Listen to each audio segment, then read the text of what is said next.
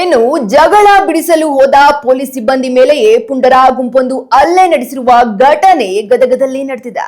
ಜಗಳ ಬಿಡಿಸಲು ಹೋದ ಪೊಲೀಸ್ ಸಿಬ್ಬಂದಿ ಮೇಲೆಯೇ ಪುಂಡರ ದಾಳಿ, ಮನ ಬಂದಂತೆ ಹಲ್ಲೆ, ನೋಡುತ್ತಾ ನಿಂತ ಮತ್ತೋರ್ವ ಪೊಲೀಸ್ ಸಿಬ್ಬಂದಿ, ಎರಡು ಗುಂಪುಗಳ ನಡುವೆ ನಡೆಯುತ್ತಿದ್ದ ಗಲಾಟೆ.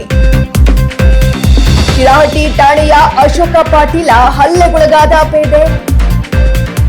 ಗಲಾಟೆ ನಿಯಂತ್ರಿಸಲು ಮುಂದಾಗಿದ್ದ ಪೊಲೀಸ್ ಸಿಬ್ಬಂದಿಯ ಮೇಲೆಯೇ ಪುಂಡರ ಗುಂಪು ಹಲ್ಲೆ ನಡೆಸಿರುವಂತಹ ಘಟನೆ ನಡೆದಿದೆ.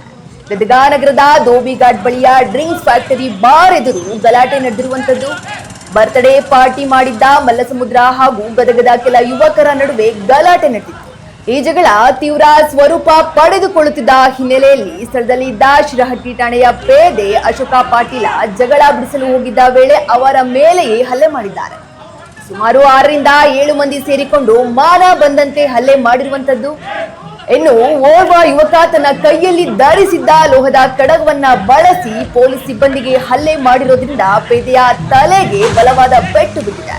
ಸದ್ಯ ಗದಗ ಜಿಲ್ಲಾಸ್ಪತ್ರೆಯಲ್ಲಿ ಪೇದೆ ಚಿಕಿತ್ಸೆಯನ್ನ ಪಡೆದಿದ್ದಾರೆ.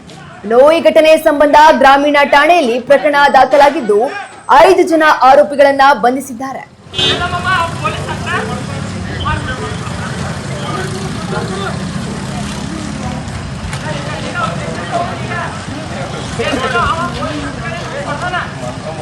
Hey,